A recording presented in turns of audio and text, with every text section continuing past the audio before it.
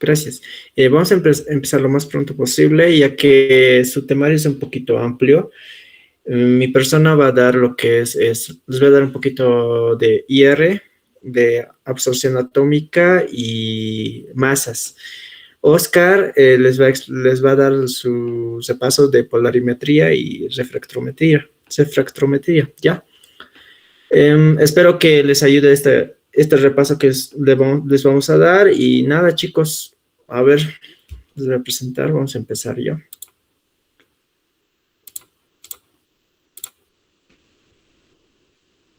¿Se ve, verdad? Sí, se ve. Ya, gracias. Bueno, vamos a empezar, no con masas, estoy en el medio, aquí.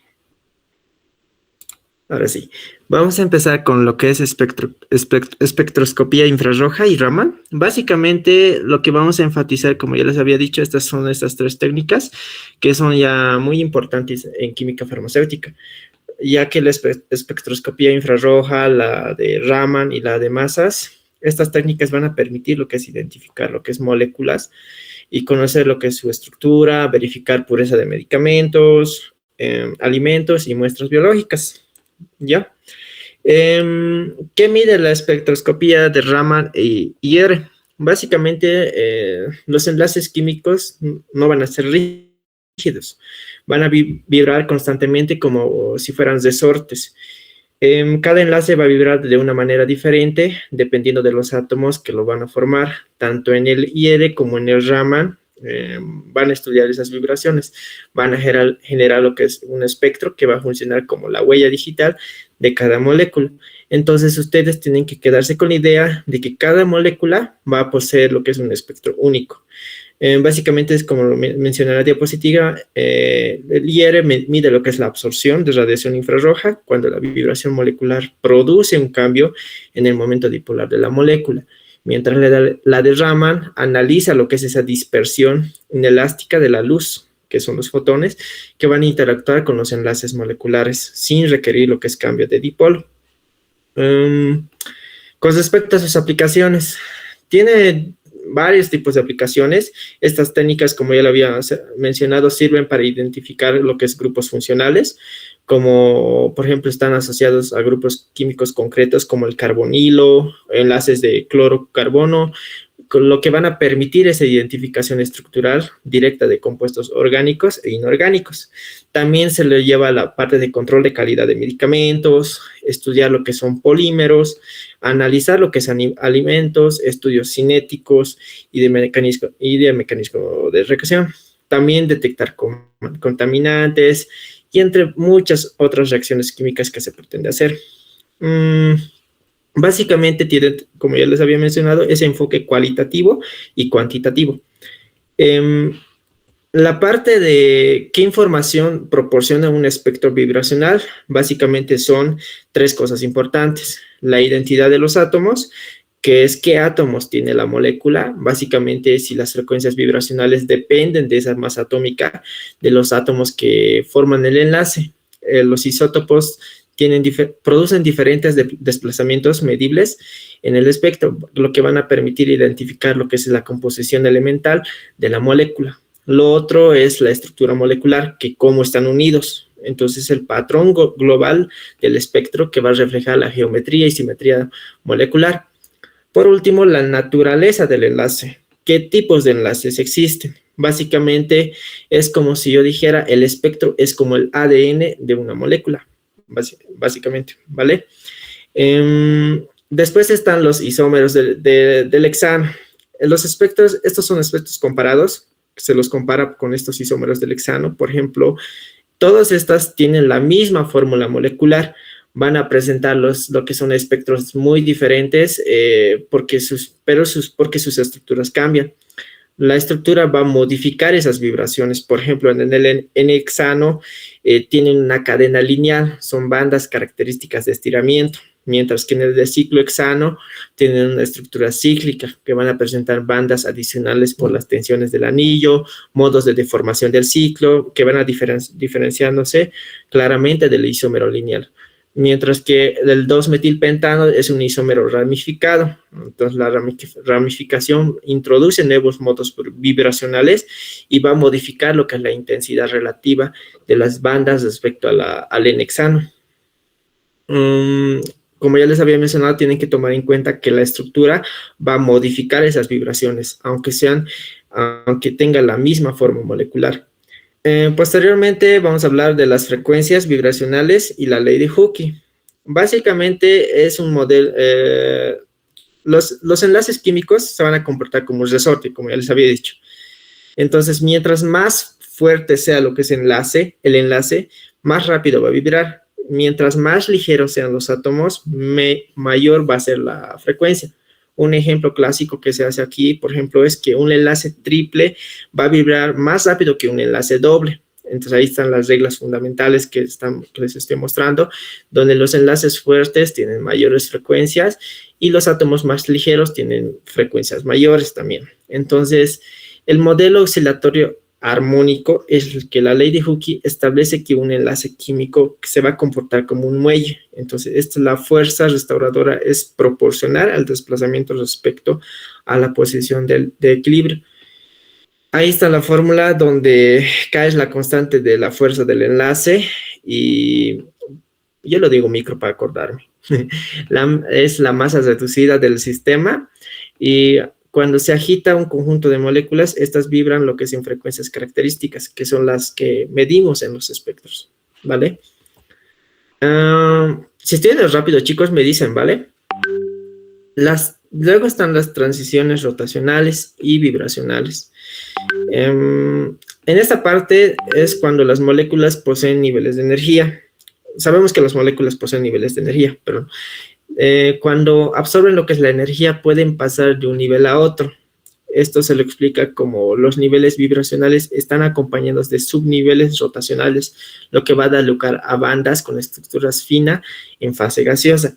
Esto es precisamente lo que va a registrar lo que es el espectro. El movimiento armónico simple, aquí es una aproximación armónica que la energía vibracional está cuantizada. Ahí está también la fórmula, donde esa B básicamente es 0, 1, 2 o cualquier número, es el número cuántico vibracional. La transición fundamental corresponde al delta, que es más menos 1. Hay componentes del espectro que están ahí como la banda R, banda P y banda Q. Básicamente, la banda R son transiciones con deltas más 1, que es un aumento del número cuántico rotacional, y las de banda P tienen transiciones con delta menores a 1, que son disminución del número cuántico rotacional, mientras que las de banda Q son transiciones con delta 0. Entonces, estos son solo moléculas con momento angular electrónico. Los modos normales de vibración. Básicamente existen lo que es dos movimientos principales. Aquí entran lo que es el de estiramiento, que son, por ejemplo, lo que ven, la stretching, que cambia lo que es la longitud del enlace. Tenemos también la de flexión, que es la de bending, que básicamente lo menciona como moléculas lineales y no lineales, ¿ya? Entonces, las de flexión cambian lo que es el ángulo entre enlaces. Por ejemplo, las de lineales son números de modos normales que para moléculas lineales, como el de dióxido de carbono, que tienen un grado de libertad de rotacional menos. Mientras que las de no lineales tienen números de modos normales de vibración para moléculas sin simetría lineal, como el agua, por ejemplo. Después tenemos instrumentos para la espectroscopía infrarroja. Actualmente, el instrumento más utilizado es el de FTIR, que es la transformada de Fourier de espectroscopía infrarroja, porque es más rápido, técnica de alto rendimiento que elimina la necesidad de elementos dispersos, va a elevar lo que es la relación es señal-ruido, va a permitir esa alta potencia de resolución y una reproducibilidad en longitud de onda. Es preciso y analiza todas las frecuencias al mismo tiempo, ¿ya? Entonces, hay otros, como por ejemplo el fotómetro no dispersos, que estos son instrumentos de bajo coste, diseñados para el análisis de gases específicos como el dióxido de carbono, y utilizan lo que es filtros ópticos fijos en lugar de monocromadores y van siendo robustos, pero de aplicación limitada, ¿ya? Después entran lo que es el espectrofotómetros de dispersivos, que van a utilizar lo que es monocromadores de red para separar lo que es las longitudes de onda de forma secuencial, que miden una longitud de onda a la vez, lo que va a resultar en tiempos de adquisición largos y menor relación entre señales y ruido. Entonces, ¿cuál es el instrumento que más nos conviene? El espectrómetro FTIR. Justamente aquí habla lo que es del con interferómetro del FTIR. El interferómetro lo que hace es divide un haz de luz en dos. Posteriormente los va a volver a unir. Finalmente lo que pasa es que una computadora va a utilizar lo que es esa transformada de Fourier para construir lo que es el espectro. Una cosa que tienen que tomar en cuenta acá es que no va a medir frecuencia por frecuencia, ya les había dicho, va a medir todas las al mismo tiempo. Los componentes del interferómetro de Michelson, ahí están, son fuentes de radiación, divisor de haz, espectro fijo y espejo móvil, pues detector, ordenador.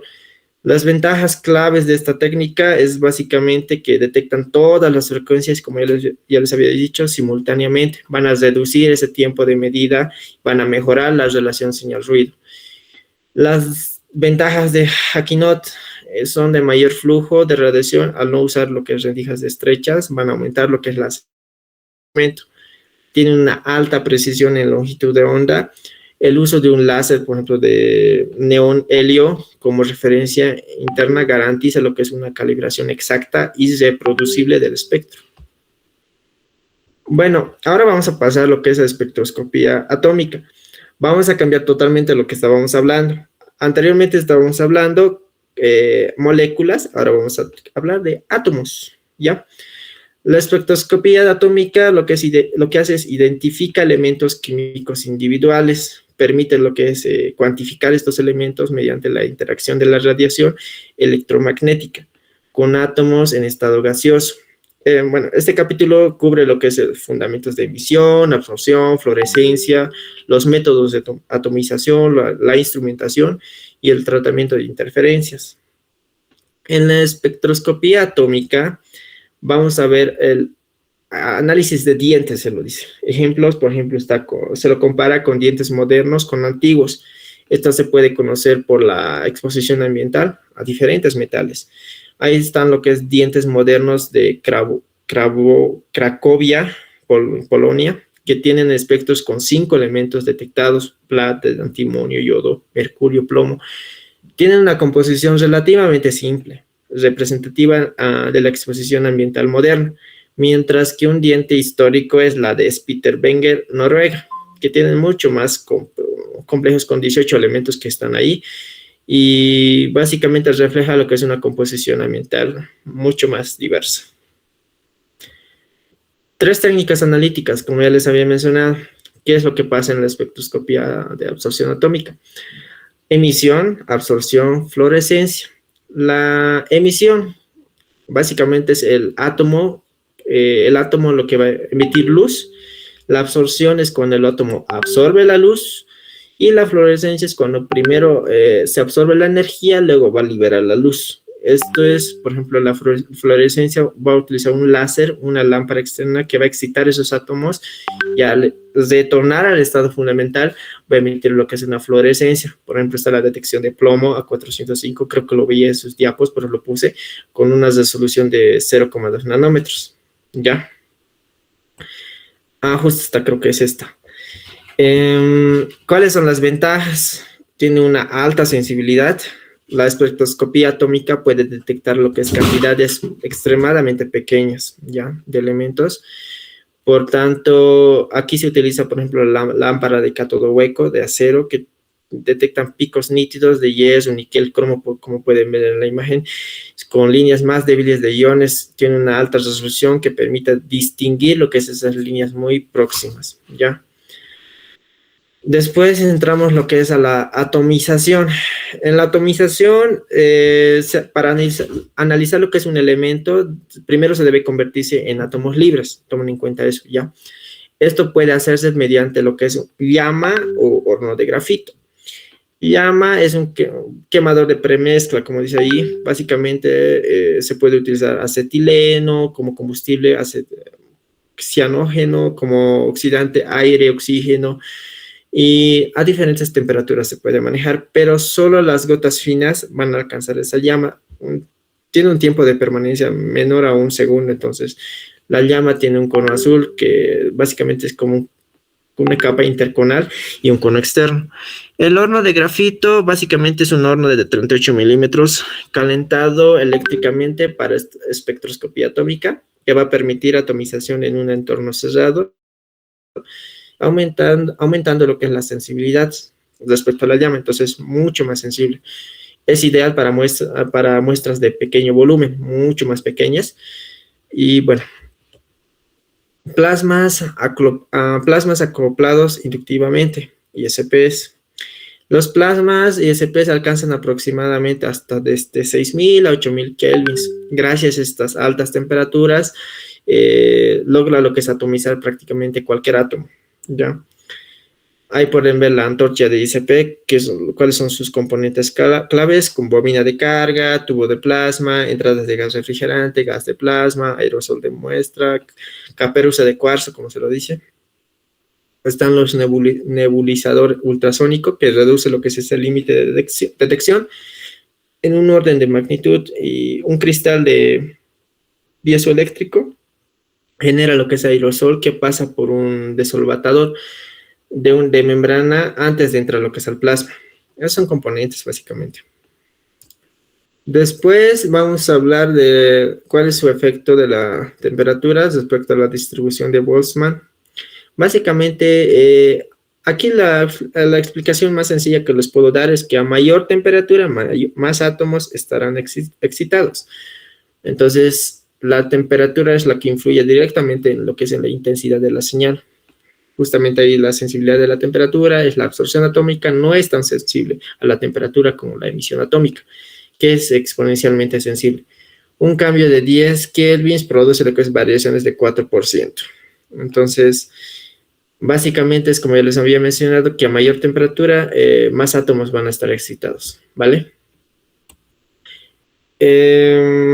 La parte de instrumentación, todo espectrofotómetro de absorción atómica, fuente, atomizador, monocromador, detector, básicamente su amplificador y ordenador.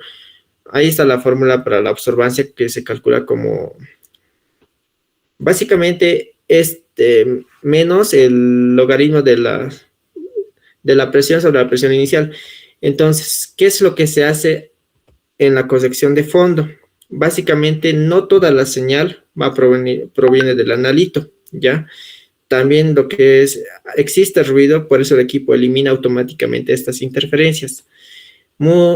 Múltiples señales pueden generarse por absorción, emisión y dispersión después de cualquier componente de matriz.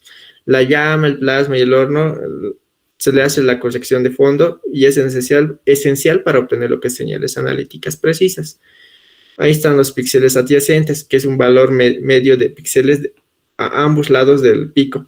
Se resta del valor bajo del pico, el pico, corrigiendo lo que es la línea base en espectrometría de emisión por plasma, ¿ya? Interruptor de haz es un disco rotatorio que alterna lo que es la señal de detector entre lámpara más llama. Y solo la llama es la diferencia, es la señal analítica corregida. La lámpara de deuterio, Zeeman, que es la lámpara que mide la absorción de fondo continuo. El efecto de Zeeman usa lo que es un campo magnético para separar esta señal del analito del fondo. Límites de detección o interferencias. Existen 3 tipos, básicamente, en interferencias: el espectral, químicas y por ionización. El espectral es superposición de señales. Químicas es por sulfatos, fosfatos y fosfatos van a dificultar lo que es la atomización de estos componentes de calcio, por ejemplo, que van a formar sales no volátiles. Después tenemos el límite de detección, que son concentraciones que producen lo que es una señal igual a 2 veces a nivel del ruido pico a pico. Entonces, esa es la relación señal-ruido. Es el ejemplo, es de 2,4 más o menos, ya.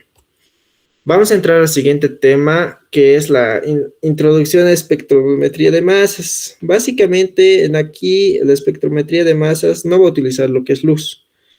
Lo que hace es separar moléculas según su relación masa-carga, ¿ya? Aquí está. Entonces van a proporcionar lo que es informaciones sobre la masa molecular, la composición elemental, la estructura de átomos, moléculas o fragmentos moleculares. A diferencia de otras técnicas espectroscópicas, la espectroscopía de masas no va a utilizar lo que es radiación electromagnética. Separa lo que es esos iones según su masa carga, básicamente mediante campos eléctricos o magnéticos. Entonces van a generar lo que es un espectro de masas que representa la abundancia relativa de cada ion detectado. Ahí está la identificación inequívoca de compuestos desconocidos, determinación de la fórmula molecular, análisis de isótopos, composición isotópica, estudios de fragmentación, elucidación estructural, pesos moleculares, básicamente, ¿ya? Esto permite lo que también es conocer su forma molecular, como ya le había mencionado, ¿ya? Los componentes básicamente tienen 4 partes.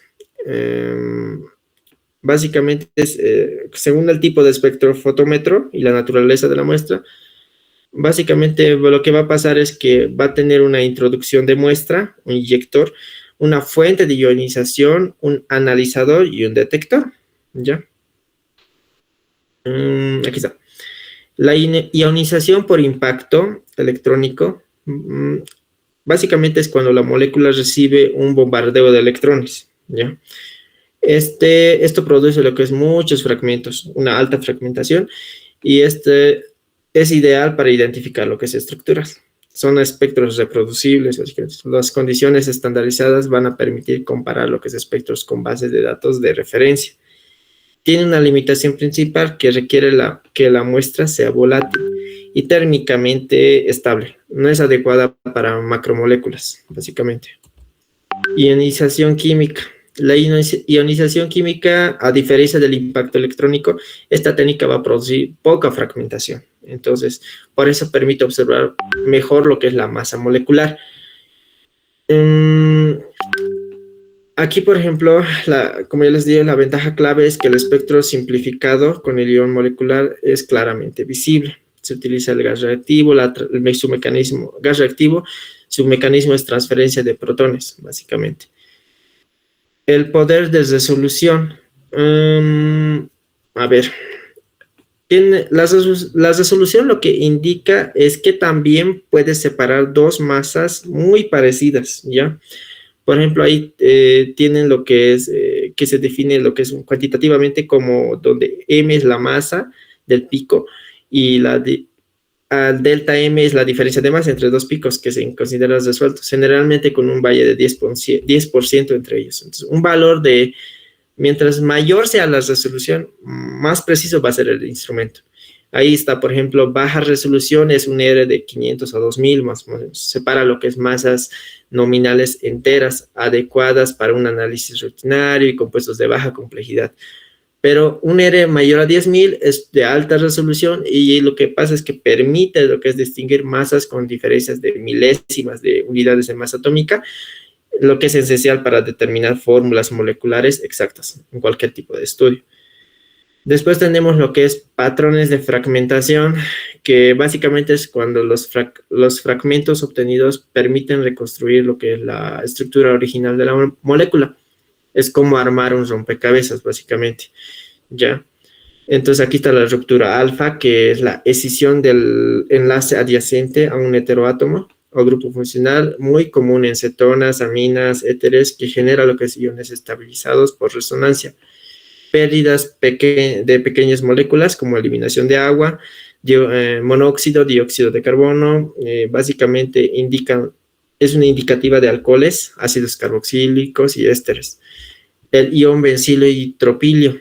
Los compuestos aromáticos van a producir el ion bencilo, que básicamente se reorganiza al catión tropilio, y estos van a ser estos son marcadores inequívocos de anillo bencénico con cadena alcalínica. El reordenamiento de McLafferty, que es el reordenamiento intramolecular que requiere lo que es un hidrógeno y un grupo carbonilo, lo que produce un ionenol y una olefina neutra, que es característico de cetonas, ésteres de cadena mayor a C3. Después tenemos lo que son básicamente la abundancia isotópica del espectro de masas. Estos isótopos, producen lo que es picos adicionales. Analizando lo que es estos picos, podemos saber si una molécula contiene cloro, bromo, azufre y otros elementos, básicamente.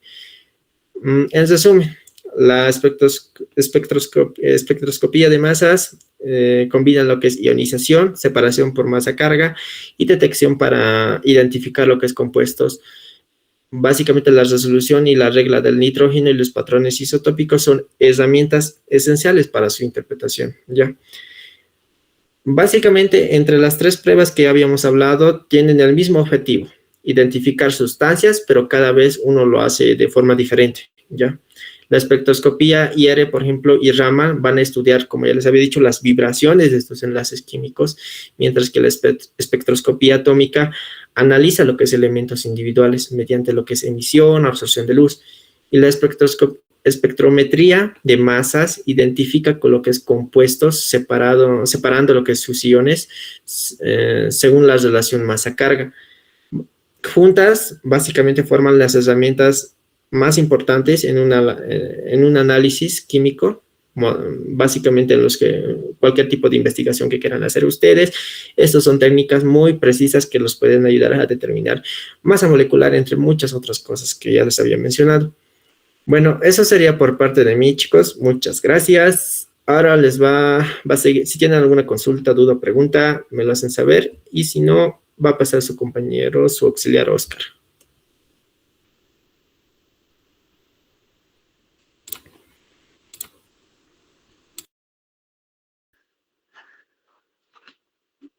Ya, entonces, si no hay ninguna duda, vamos a pasar a explicar un poco de la polarimetría y refractometría. ¿Se ve la pantalla? Sí, Oxy, se ve. Ahí está, gracias. Ya, como una breve introducción, ya saben que los métodos analíticos se dividen en dos: en los instrumentales y en los químicos. Y en los instrumentales, que es lo que nos interesa, están los electroquímicos, ópticos y de separación. Los electroquímicos ya han avanzado y en su anterior parcial, y los de separación, que es la cromatografía y la electroforesis. Y lo que nos interesa son los los métodos ópticos, que se dividen en dos: en los espectroscópicos y en los no espectroscópicos. En los espectroscópicos, ahí está lo que se encuentra: la absorción molecular en el UV visible, el infrarrojo, absorción atómica, lo que ha explicado Hans. Mientras en los no espectroscópicos tenemos otras técnicas, como la refractometría, la polarimetría y turbimetría y nefelometría, donde en estos nos vamos a centrar ahora. Entonces, en las técnicas no espectroscópicas va a haber una señal, o sea, una radiación electromagnética. Al interactuar con la muestra, va a producir un fenómeno óptico. Entonces, este fenómeno óptico puede ser reflexión, refracción, difracción, polarización o la dispersión de la luz. Y en lo que nos va a interesar es la refracción, que va a derivar lo que es la técnica de la refractometría, y la polarización, que nos va a derivar en la polarimetría. Entonces, en la polarimetría, como ya es un método analítico instrumental, no espectroscópico, que se encarga de medir la actividad óptica de compuestos, ya sean orgánicos o inorgánicos, y ahí vamos a ver lo que es el cambio de dirección de un haz de luz polarizada. Entonces, el fundamento de la técnica es que vamos a ver la interacción entre una luz polarizada y moléculas quirales. ¿Y qué es una luz polarizada? Una luz polarizada simplemente es una luz que va hacia una dirección en un solo plano. Entonces, para tener lo que es una luz polarizada, utilizamos un filtro o prisma asimétrico. En este caso, en los instrumentos, como utilizamos lo que es el prisma de Nicol, donde aquí, al tener un foco, este va a ir hacia varias direcciones. Entonces, al pasar por el prisma, un rayo va a pasar de manera directa. Y esa va a ser nuestra luz extraordinaria. Mientras otro rayo va a pasar y va a ser nuestra luz ordinaria. Esta luz extraordinaria lo va a utilizar el polarímetro y esa es nuestra luz polarizada. Ahora, ya que tenemos nuestra luz polarizada, tenemos que definir lo que son moléculas quirales. Entonces, una molécula quiral es aquella que tiene un carbono quiral. Este carbono quiral tiene la característica que tiene una hibridación sp3 y tiene 4 diferentes sustituyentes. Entonces, estos carbonos quirales van a formar un par de enantiómeros, que son isómeros ópticos de imágenes especulares no superponibles. Como ejemplo tenemos este compuesto. Aquí tenemos un grupo alcohol en ambos, también tenemos un grupo metilo, tenemos un hidrógeno y tenemos un grupo etilo. Pero si comparamos este con este, se ve que tiene diferente forma. Es como, bueno, un ejemplo es como uno ve en sus manos, la izquierda y la derecha. A pesar de que tienen los 5 dedos, los mismos componentes, si los sobreponen, tienen diferente configuración o diferente forma. Entonces, por un lado, uno va a tener lo que es un, una rotación dextrógira y otro va a tener una rotación levógira. Entonces, entonces cuando una luz polarizada llega a una solución con compuestos quirales, estos compuestos quirales van a desviar o rotar el plano de la luz polarizada.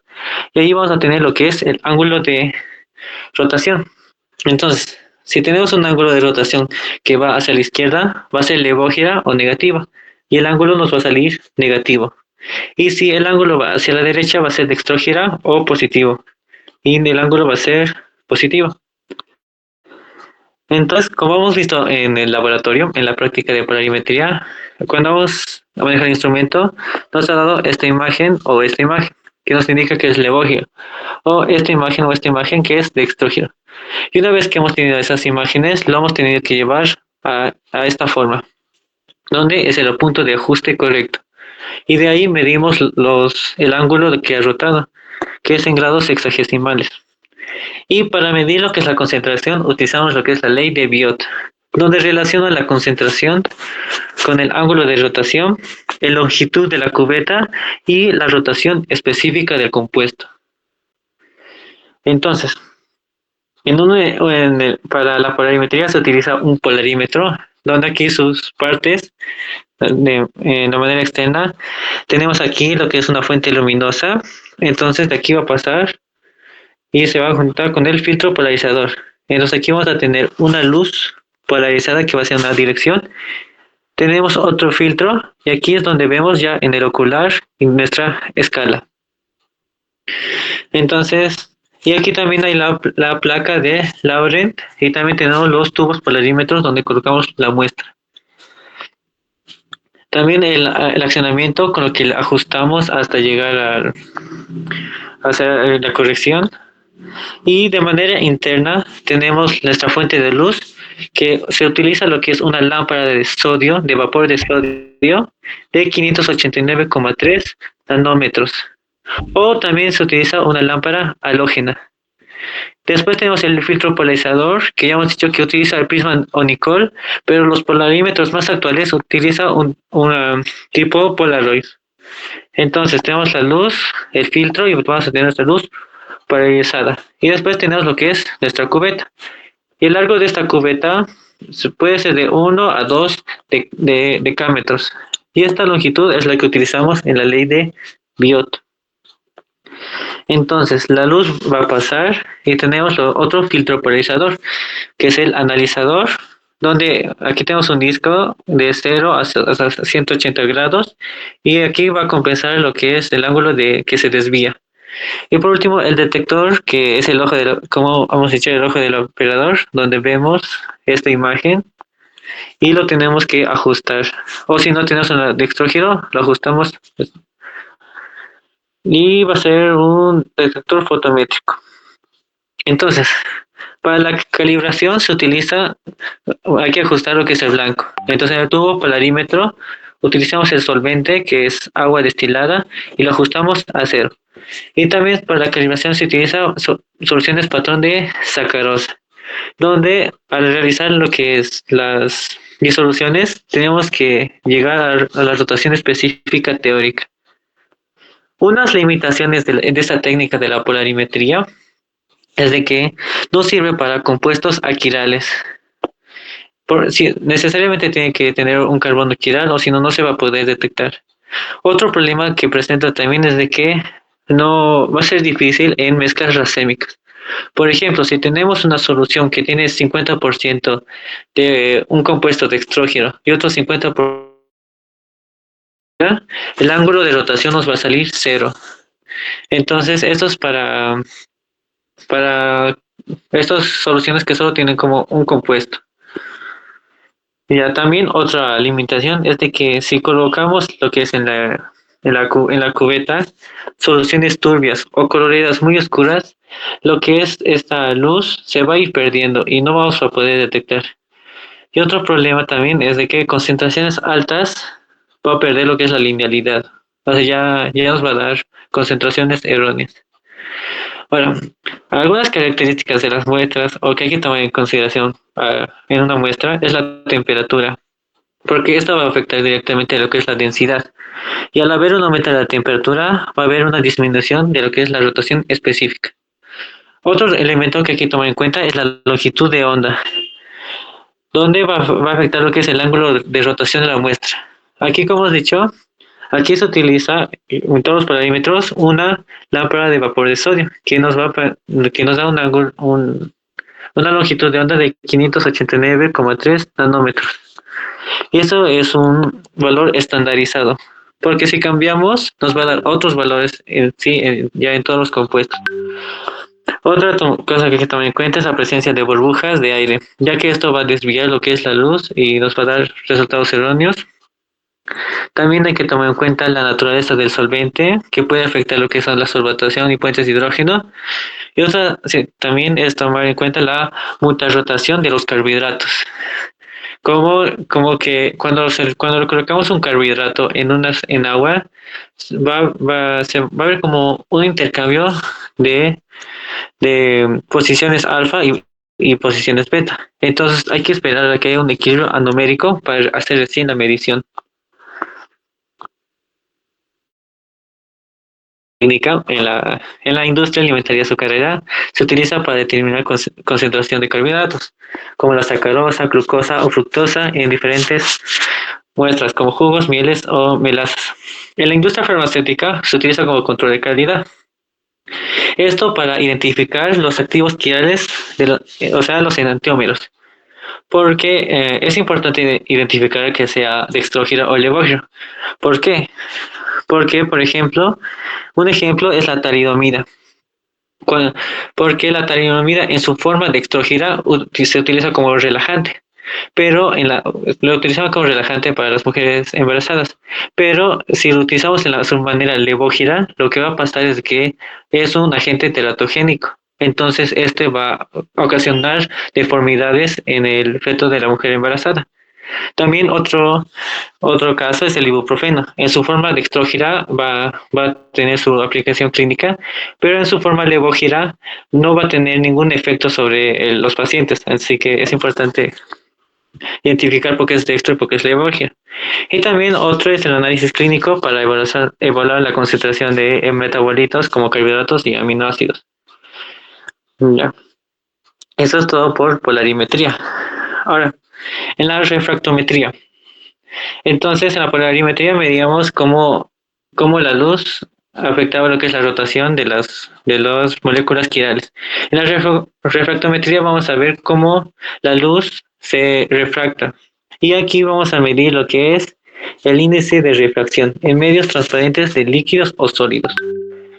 Entonces, aquí se basa la refractometría en el cambio de velocidad y en la dirección que experimenta un haz de luz al pasar de un medio óptico a otro medio, pero de diferente densidad. Entonces, aquí tenemos lo que es la radiación, que es la luz, que va a estar en un medio. Entonces va a atravesar hacia otro medio. Entonces, el campo eléctrico de esta luz que está pasando va a interactuar con los electrones del otro medio, ya sea de los átomos iones del otro medio. Entonces, aquí va a haber una oscilación o retención electrónica de energía, y una vez que regresa a su estado original va a haber una disminución de su velocidad. Entonces calculamos con el índice de refracción, que el índice de refracción representado por la letra n va a ser la velocidad en el vacío dividido entre la velocidad del medio. Y la velocidad en el vacío, su valor es 3 por 10 a la 8 metros sobre segundo. Y también hay que tener en cuenta lo que es la ley de Snell, donde aquí del medio 1, el índice de refracción por el seno del ángulo, por ejemplo, aquí aquí tenemos el medio 1, aquí tenemos el medio 2. Entonces, digamos que el medio 1 es el aire, su índice de refracción es 1. Y el ángulo se refiere a esto, al ángulo que hay entre la normal y el rayo incidente. Y del medio 2, por ejemplo, esto puede ser de agua, donde su índice de refracción es 1,333. Y este ángulo se refiere al ángulo del rayo refractor con la normal. Y también hay que tomar en cuenta qué es el ángulo crítico. El ángulo crítico es el ángulo que se forma entre nuestro rayo incidente y la normal, pero la característica es de que estos dos van a formar un ángulo de 90 grados. Entonces, de manera simplificada, vamos a tener lo que es esta fórmula. Entonces, en líquidos, el índice de refracción, lo que se espera es de que sea de 1,3 a 1,8. Y en los sólidos se espera que sea de 1,3 a 2,5. Y a medida que del medio 2 mayor sea la densidad con respecto a esta, va a disminuir la velocidad. Ahora, para medir esto, los índices de refracción y todo esto, la refractometría, el instrumento es un refractómetro. Hay de varios tipos. Vamos a ir primero con los manuales y analógicos. Aquí son sus partes generales. Es una fuente de luz. Del mismo modo, utiliza una longitud de 589 nanómetros. Pasa por un prisma principal, que es de cuarzo, que uno es fijo y el otro es móvil. Y entre medio de estos dos prismas se coloca lo que es la muestra. Entonces va a pasar aquí la luz hacia la muestra y va a haber otro prisma secundario, que es un prisma de amici, donde va a simular una luz monocromática. Entonces va a pasar por este juego de prismas y vamos a verlo en una escala. ¿Qué tanto se desvía el rayo de luz? Y eso es lo que vamos a poder observar. Entonces, y los otros son los digitales, donde tenemos también una fuente de luz, un lente, y esto vamos a tener un prisma óptico que va a estar junto a un sensor de temperatura. Entonces aquí tenemos la muestra y este va a refractar lo que es la luz. Y aquí va a estar un detector que es un fotomultiplicador. Y lo vamos a ver en una pantalla de LCD. Entonces también hay otros tres tipos. El refractómetro tipo AB va a medir lo que es el ángulo límite o crítico, que ya hemos dicho que el ángulo límite crítico es el ángulo de 90 grados que se forma entre la normal y el rayo incidente. El otro es el refractómetro de mano, que es el que han utilizado en el laboratorio, que aquí están sus partes generales. Y el otro es el refractómetro digital, donde aquí se va a poner la muestra, donde va a estar aquí el prisma, este prisma, y aquí se va a colocar lo que es la muestra. Aquí también tiene aquí la pantalla de LCD, como que está, y además de los botones para la tecla 0 y también la tecla Start y la batería. Ya. Ahora, para la calibración de un refractómetro se utiliza lo que es agua destilada, donde a la temperatura de 20 grados Celsius se espera que el índice de refracción sea de 1,333 o 0 grados Brix. Y también otra forma es utilizar un prisma patrón de vidrio o de cuarzo. Lo que se espera que en el del vidrio nos dé un índice de refracción de 1,5163. Y también se puede decir lo que son estándares líquidos de calibración, como aceites de calibración que son sensibles a la temperatura o soluciones de sacarosa de concentración conocida peso-peso. Ahora las limitaciones de la técnica. Algunas limitaciones es la falta de especificidad. ¿Esto qué quiere decir? Es de que esta técnica va a medir a todos los solutos en total. Por ejemplo, si tenemos una mezcla de, digamos, de 5 compuestos, no va a identificar la concentración del uno, la concentración del 2, sino mide la concentración en general de todos. Entonces, eso tiene una propiedad macroscópica.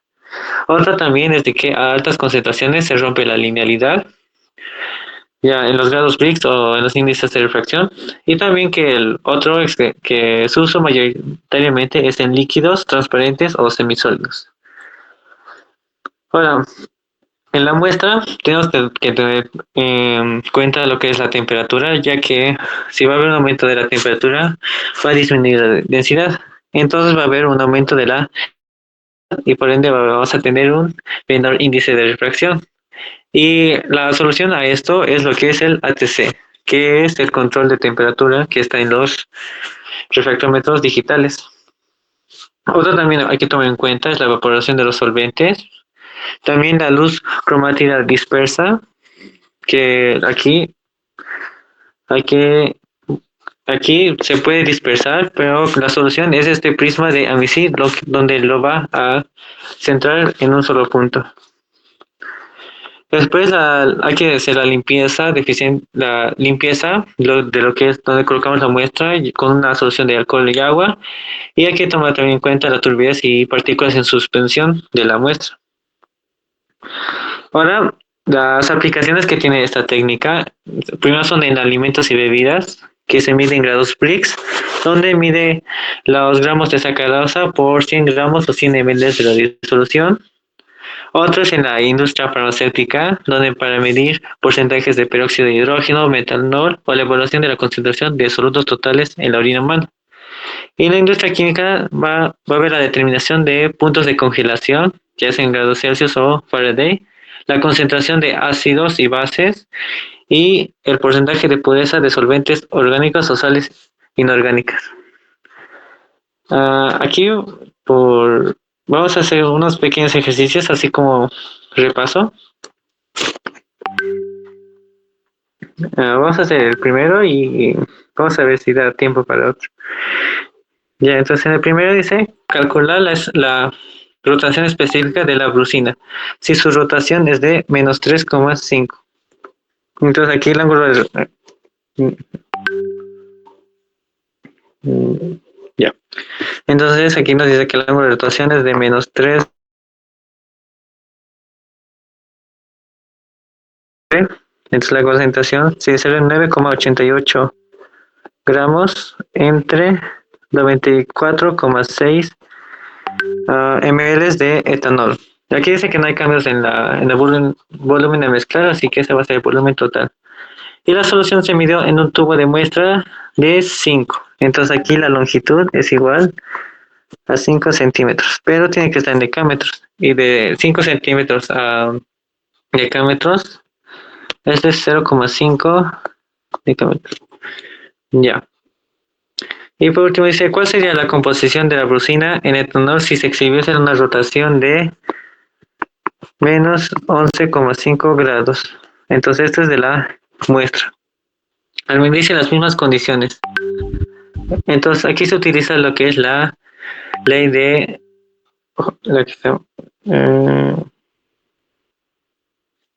Se utiliza lo que es la ley de Biot. Entonces, en esto primero hay que calcular lo que es la rotación específica, donde va a ser una temperatura de... ya.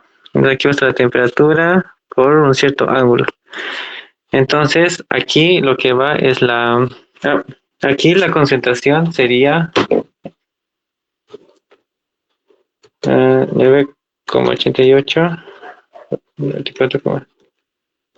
Aquí sería 0,1 gramos sobre ml. Entonces, aquí sería, vamos, la fórmula, aquí es la longitud multiplicado por la concentración, que es 0,1 gramos sobre ml. Y aquí va a estar lo que es el ángulo de rotación, que es menos 3,50 grados. Entonces, aquí el ángulo de rotación específica es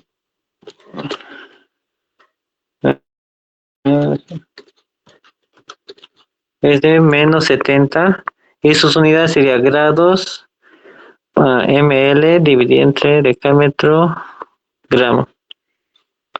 Entonces, una vez que ya tenemos lo que es la rotación específica del compuesto, ya podemos hallar de la muestra, donde aquí la concentración va a ser igual, aquí el ángulo de rotación de la muestra se sigue manejando la misma cubeta, entonces va a ser 0,5 decámetros multiplicado por la rotación específica, que es menos 70 grados ml decámetro gramo. Entonces ahí tenemos lo que es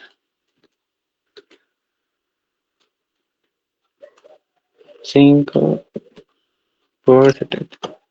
Entonces aquí dividiendo la concentración nos saldría 0,33. Aquí unidades. Con esto se va a eliminar los grados con los grados y vamos a tener el resultado en gramos sobre ml. Entonces, eso sería lo que sería la concentración de la muestra. ¿Ya? ¿Tienen alguna duda, chicos?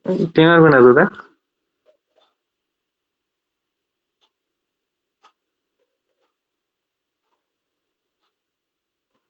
Entonces, bueno, por mi parte eso sería lo que es refractometría y polarimetría. Sí, para este ejercicio hemos aplicado la ley de Biot. La ley de Voigt. Perdón, gracias.